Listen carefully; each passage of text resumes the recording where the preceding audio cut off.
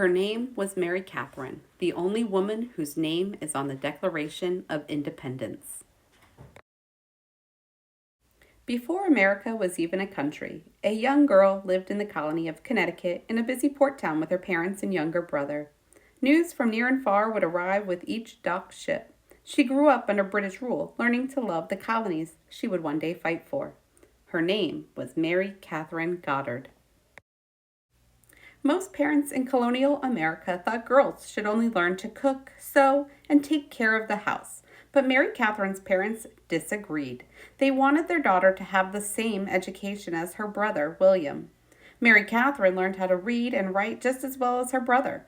They were mostly taught by their mother, who encouraged the Goddard children to study Latin, ancient history, and classic literature. As a young girl, Mary Katharine realized that knowledge made her powerful.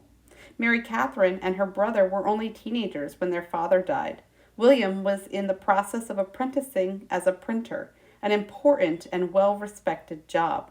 Their mother decided to move with Mary Katharine to Providence, Rhode Island, to start a new life. After finishing his apprenticeship, William used his family's money to open his own print shop and launched Providence's first newspaper, the Providence Gazette and Country Journal. William wasn't the best newspaper owner. He was more interested in traveling and making friends with important people. He thought Providence was dull.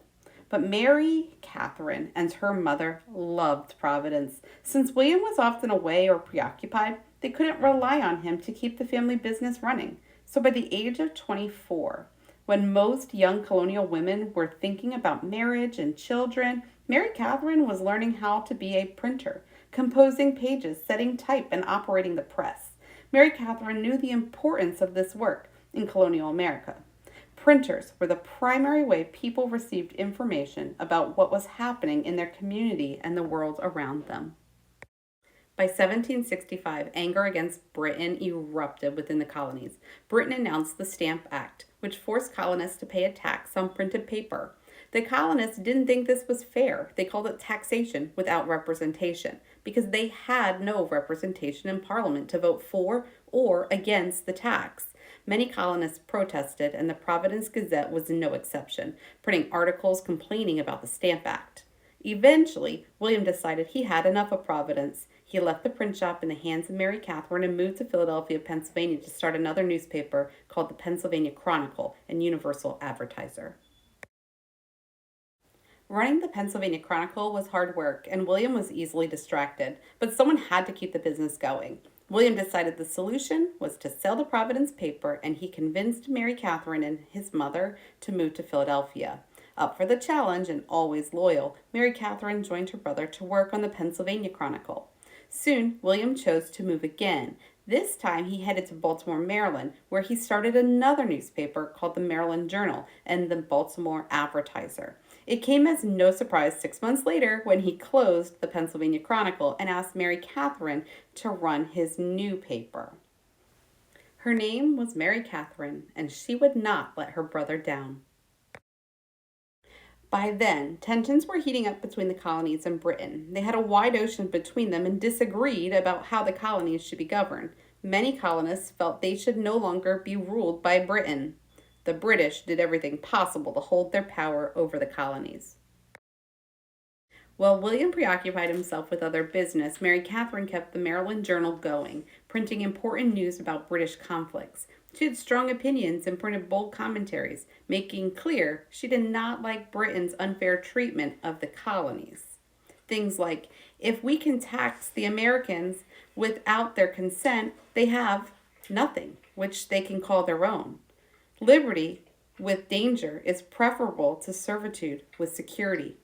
It is the misfortune of all countries that they sooner or later lie under the unhappy necessity to defend themselves by arms against the ambition of their governors, and to fight for what is their own. We will strain every nerve and brave every danger to stimulate our countrymen on this side of the Atlantic. And a British Parliament has no more right to tax an American in anything that they have the right to tax the people in Japan.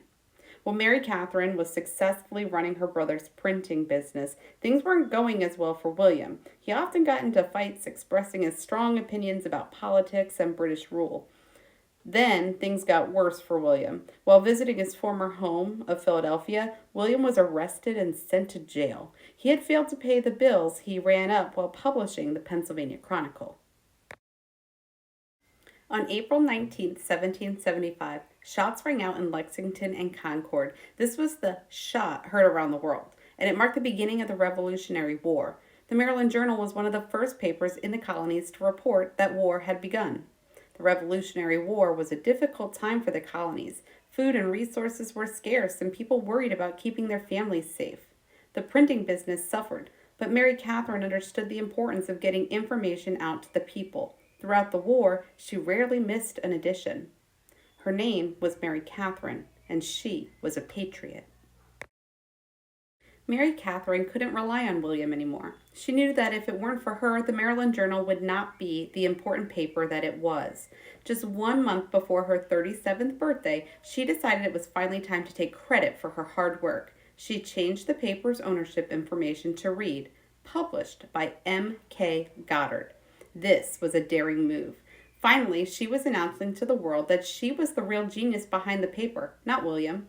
But she chose to use her initials M.K. so that readers couldn't tell whether the publisher of the paper was a man or a woman. Since women were only expected to run a household, certainly not a business, some people may not have realized a woman was behind the respected newspaper. Her name was Mary Katharine, but she wasn't ready yet to announce it to the world. William may not have been a very good newspaper man, but he liked making deals and dabbling in politics. While Mary Katharine was busy running William's papers, William was working on a project of his own, a colonial postal system to replace the British-controlled mail service. After the Continental Congress approved his system, Mary Katharine was named the first postmaster of Baltimore and the first woman postmaster in the 13 colonies. This was an important responsibility.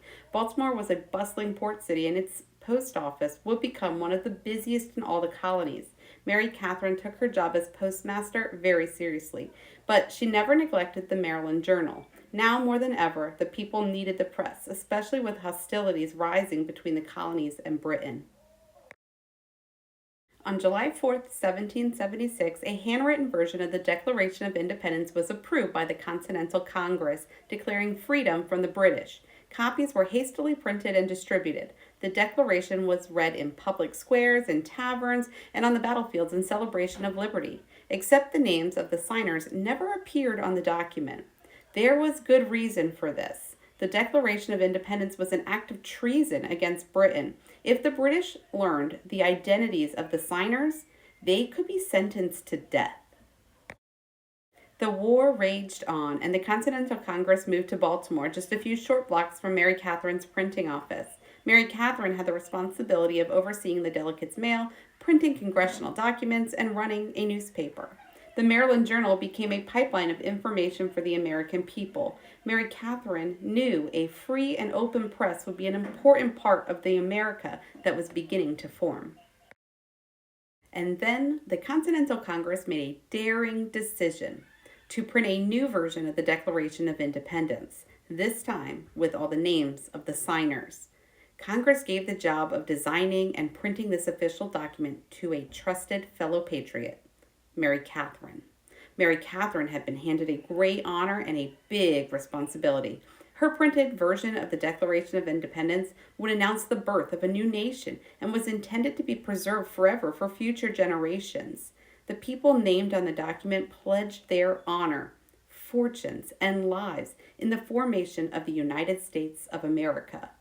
If the war was lost, every person named on that document would be sentenced to death. Her name was Mary Katharine, and she had an important job to do. Mary Katharine carefully selected a design for the Declaration of Independence and skillfully set all the letters on her press. There was just one last detail needed before she started her printing machines. At the very bottom, Mary Katharine added her name to the document. She knew the risk. By adding her name, she was putting her life in danger. But that didn't matter. Mary Katharine wanted the world to know that being a patriot was a sacrifice worth dying for. This time, when the stakes were at their highest, Mary Katharine did not hesitate. This time, she did not shy away from using her full name. Her name was Mary Katharine Goddard, and her name is the only woman's name that appears on an official copy of the Declaration of Independence.